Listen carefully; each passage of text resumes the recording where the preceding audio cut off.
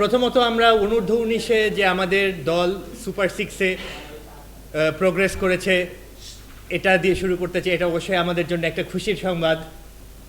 তো 25 তারিখ বোধহয় ইংল্যান্ডের সাথে খেলা, 31 হচ্ছে জিম্বাবুয়ের সাথে খেলা, জানেন। বিপিএল দিয়ে শুরু করি।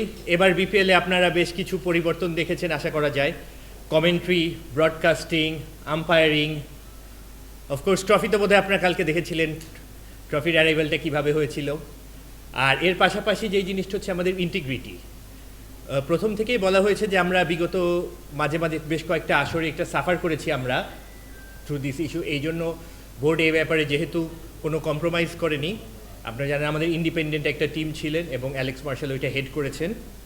সো অ্যাকর্ডিং টু অ্যালেক্স মার্শালের রিপোর্ট, এবার আমাদের এখানে ইন টার্মস অফ কোয়ান্টিটেটিভ যদি আমরা বলি, প্রায় 80 থেকে 82% খেলার মধ্যে যে দুর্নীতিটা হয় ওটা রোধ করা গিয়েছে। কীভাবে এটা হচ্ছে সে তথ্যটা নিয়েছে বিকজ হচ্ছে বেটিং সাইট বা বেটিং মার্কেটের ওখান থেকে বিভিন্নভাবে এই জিনিসগুলো হাউ ইট অপারেটস তারা বলতে পারবে, এক্সপার্ট তারা। তো ওখানেই তারা ডেটা ওয়াইজ ওখান থেকে পেয়েছে যে এটা রোধ করা গিয়েছে। আর আরেকটা ইম্পর্টেন্ট জিনিস ছিল হচ্ছে পিএমওতে ফোনের ব্যবহার। গতবার আপনারা জানেন যে ফোনের অ্যাক্সেস থাকলে অনেক কিছু হয়তো করা সম্ভব হতে পারে। এবার ফোন যারা ছিল ডেজিগনেটেড পার্সোনাল ইউজ করার জন্য, ফোনটা ওখানে এসইউ রুমেই রাখা থাকতো এবং কাউকে যদি ফোন ব্যবহার করতে হতো তাদের সামনে ওখানে বসেই করতে হতো। সো এভাবে যতটুকু পেরেছেন তারা রোধ করেছেন। তো ইনশাল্লাহ আগামীতেও এই প্রক্রিয়া চলমান থাকবে। বিশ্বকাপ ইস্যুতে চলে আসি। আমাদের আগে থেকেই যেহেতু সরকারের সাথে আমাদের কথা হয়েছে, সরকারের পক্ষ থেকে বলা হয়েছে ভারতে যে বিশ্বকাপ খেলা আমাদের জন্য নিরাপদ না, আমাদের খেলোয়াড়, সাংবাদিক বা আমাদের খেলোয়াড়দের সাথে যারাই যাবেন এন্টায়ার বহর বা কন্টিনজেন্টের জন্য।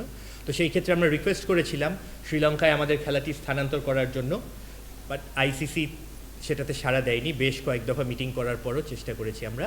তো যেহেতু সাড়া দেয়নি, সো এক্ষেত্রে আমাদের আসলে এমন কিছু আর করার নেই, কারণ এটা সরকারের সিদ্ধান্ত। ডিউ টু সিকিউরিটি কনসার্ন তারা মনে করেন যে ইন্ডিয়ায় যে আমাদের জন্য খেলাটা সেফ না, এজন্যই এখানে আমাদের এই সিদ্ধান্তটা সরকার থেকে গ্রহণ করা হয়েছে। বিসিবির যে সেন্ট্রাল কন্ট্রাক্ট থাকে প্লেয়ারদের জন্য, এটা খুব শীঘ্রই ঘোষণা করে দেওয়া হবে এবং এবার এটার সাইজটাও বাড়ানো হয়েছে। 27 জনের মতন খেলোয়াড় এটার আওতায় চলে আসবেন। সো এটা very soon by end of next week এটা অ্যানাউন্স করে দেওয়া হবে। আপনারা অনেকে ইতিপূর্বে সাকিব আল হাসানকে নিয়ে অনেক ধরনের প্রশ্ন করেছিলেন, অনেক ধরনের আলোচনা বা অনেক ধরনের উত্তর খুঁজতে চেয়েছেন।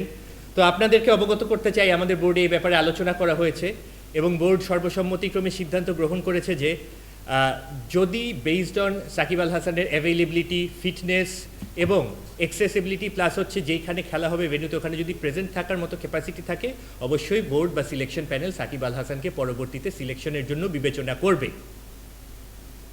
ক্লিয়ার করতে পেরেছি বোধহয়। আর সাকিব আল হাসান যদি অন্যান্য গ্লোবাল যেই টুর্নামেন্টগুলোতে পার্টিসিপেট করতে পারবে, কারণ ওখানে বোর্ড এনওসি প্রোভাইড করবে প্রয়োজন মতো। বিগত কিছুদিন আগে আমাদের একজন ক্রিকেট কোচ মাহবুব জ্যাকিকে হারিয়েছি। আমাদের অনেকেই ক্রিকেটের সাথে সংশ্লিষ্ট, অনেকেই আমাদেরকে ছেড়ে চলে গেছেন। তো আমাদের প্রাক্তন প্রয়াত সাংবাদিক অঘোর মণ্ডল, মাহবুব জ্যাকি এবং আরেকজন সাংবাদিক জহুরুল হক ভূঁইয়ার পরিবারকেও বোর্ড সর্বসম্মতিক্রমে তাদের পরিবারের পাশে দাঁড়ানোর জন্য সিদ্ধান্ত গৃহীত হয়েছে এবং তাদেরকে অর্থনৈতিকভাবে বিভিন্নভাবে সহায়তা করার সিদ্ধান্ত গৃহীত হয়েছে। আচ্ছা ঠিক আছে, ওকে আমি স্টার্ট করি। হ্যাঁ, তাহলে কোনটা দিয়ে শুরু করবো, বিশ্বকাপ না সাকিব?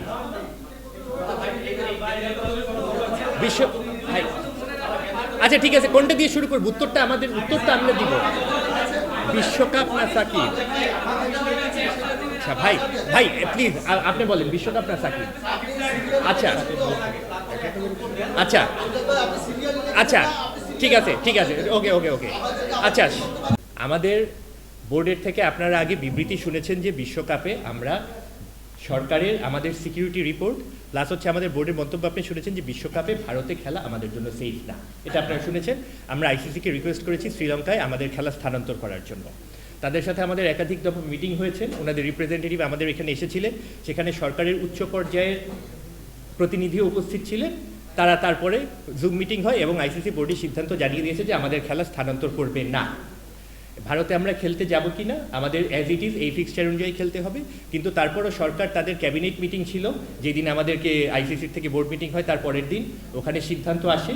সিদ্ধান্তে ক্লিয়ারলি বলা হয়েছে যে আমাদেরকে ওই ফিক্সচারে যদি পরিবর্তন না হয় ভারতে যে আমাদের দল অংশগ্রহণ করতে পারবে না, এটা সরকার থেকে সিদ্ধান্ত জানিয়ে দেওয়া হয়েছে।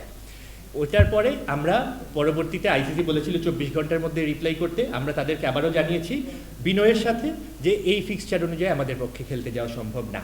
মনির ভাই যে কোয়েশ্চেন ছিল যে এরপরে আমরা কি করব, আমরা আইসিসির বোর্ডের সিদ্ধান্তই মেনে নিয়েছি, যেহেতু আইসিসি বলেছেন যে আমরা খেলতে যেতে পারবো না বা শ্রীলঙ্কা আমাদের খেলা স্থানান্তর করতে পারবে না, তো এই ক্ষেত্রে আমরা ভারতে যেয়ে আমরা খেলতে পারছি না, আমাদের স্ট্যান্স ওখানেই আছে। এখানে আমাদের আর আলাদা কোনো আরবিট্রেশন বা কিছুর মধ্যেই আমরা যাচ্ছি না। হচ্ছে সাকিব আল হাসানেরটা একাধিকবার আপনাদের মাধ্যমে অনেক সময় গণমাধ্যমে উঠে এসেছিল। আজকে কেন আসলো এই ইস্যুটা?